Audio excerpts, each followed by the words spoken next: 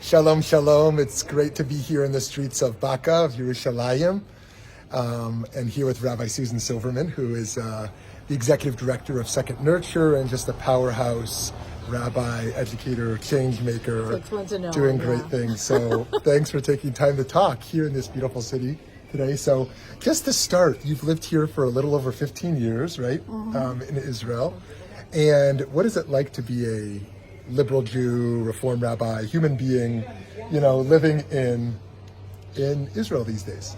So it kind of depends, right? Because we all have our kehilot, right? Our communities that we're part of, and I'm part of a community called Kol HaNeshama.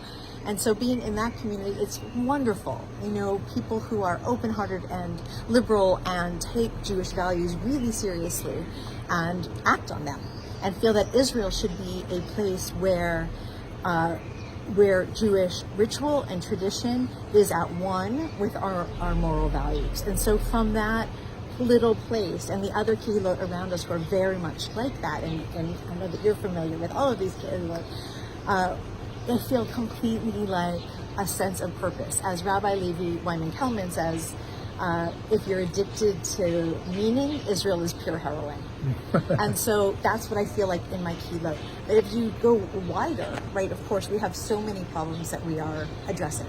And then within that, addressing these issues, we have the internal struggles of that. So for example, being a liberal Jew in Israel and having a rabbinut here that really believes that they know the truth of Judaism and that it's this big, and that from my point of view, that's idolatry. If you can take God's will and make it this big and hold it in your brain, that's nothing short of idolatry, right? Where in the liberal movements we hold mystery, that we have our metaphors, our traditions, our history that we're engaged in, and all of that is in the context of what's unknowable, and there's humility in that I don't find in the rabbinut at all. And and that recently this Orthodox contingent from America came to Israel to ask that there's not a democratization of conversion here. Why? Because it will be awkward for them in a generation or two when they don't know who they can really trust as Jewish, which is like, are you kidding me? You little perches over there coming here and saying that it would be awkward for you in a generation or two if I'm able to live fully as a Jew in Israel? It's infuriating in that they not only have an ear, but they have political power here behind them. And I find it really infuriating, and I think that plays out with women of the law, where there we are davening as Jews, and it's the one country in the world where we are not allowed to, right? The one democracy in the world where we're not allowed to pray freely as Jews, and where the police do not protect us as we do it. And so you can go from like our little bubble, which is like this beautiful microcosm of Jewish life, like really engaged Judaism, and you can go outward where we have these battles, right, with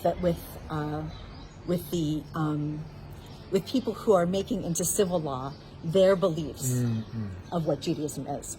But then you can go even farther out, and as American Jew, right, and I look between Israel and America, and I see the left that I'm a part of, right? The right wing, their anti-Semitism just affirms my identity in the world as a liberal person, right? It doesn't eat at my soul, right? It's there, it's present, it's weirdly affirming, right? But the anti-Zionism on the left, which is anti-Semitism. Criticizing the Israeli government is not anti-Semitic. Come to the Knesset one day. They're not all anti-Semites criticizing their government, right? But when you say that Israel does not have a right to exist, or from the river to the sea, and then redefine that in some way that it's not meant here, right? But from your American perspective, what it means is such hubris. And I want to point out that I have not said the F word like 10 times when I've wanted to, so you're welcome. So for other liberal Jews in America who love Israel, feel Zionistic, even though they have their concerns and complaints and critiques, should they make Aliyah? Like, do you feel like there is a nourishing, a deep enough nourishing communities you're a part of here that can sustain that love and commitment, given all the challenges? Well, First of all, yes, there is. Yeah. But second of all, to the extent that there's not, that's why you're needed. Right. And one thing I found with Israeli kids, like having Israeli kids, but also being very much an American and having a lot of friends with American kids who I love and adore. Here, like we just ran into a Dean David, right, whose mom is a rabbi. He said that he's lived his whole life here. He's a good example. But kids who they feel like they're asking the question in high school, what's needed of me? So, for example, my daughter, Hillel, when she was in high school, she was applying to go with the American Jewish World Service. And there's a question in the applications, mostly American kids who go, how much of this is for your resume? And she didn't understand the question because she knew that there was something that was needed to happen. So the question that I would like American Jews to flip the question from, will I get what I need by coming here, to I am really needed there. But I have to say, liberal American Jews are needed in America too, right? We're needed in both places, very much so. And I think the question is, where do you want to put your life's energy? And for me, I wanted to put my life's energy here. It's totally worth it doing it there as well. It's needed. But for me, I just wanted this, I wanted to be part of this experiment and make Israel a better place. So do you see any optimism? Do you hold any optimism on the front of religious pluralism in Israel, whether it comes to women of the wall, it comes to gay roots, it comes to conversions, it comes to the monopoly of the chief rabbinate? Like, where do you see a pathway for progress right now, if at all? Put it this way, the fight's not going to stop. Yeah. And the question is, how Taliban are we going to get? And I think it's a question in the U.S. as well, unfortunately. Like, this question here is like, when people, I don't know, for security, for whatever reason, kind of move to the extremes, you know, how powerful is that going to be? And are we going to be able to stop it? You have to believe yes. And there's certainly a lot of energy toward yes in this country. I mean, if you look at the actual country, you know, people living their lives, you know, it's a very small percentage of Haredim. And people are leaving the Haredi community more and more. But that said, who knows? I mean, who expected Trump to get elected? You know, who thought that I would be like rooting for Bennett to keep the government together? Like that's how desperate I've become. Is like this is better than what would be if it fell apart. You know, being thrilled that the Islamic Party is part of the coalition. I don't agree with anything the Islamic Party has to say. I'm anti-gay, anti-feminist. Like, there's nothing that I agree with about the Islamic Party. And at the same time, I'm thrilled that they're part of the coalition because it shows an expansion within Israel of who has a stake in this place. Yeah. That's part of the complexity of holding this all together. It's a pragmatism rather than just an idealism. You have to hold both.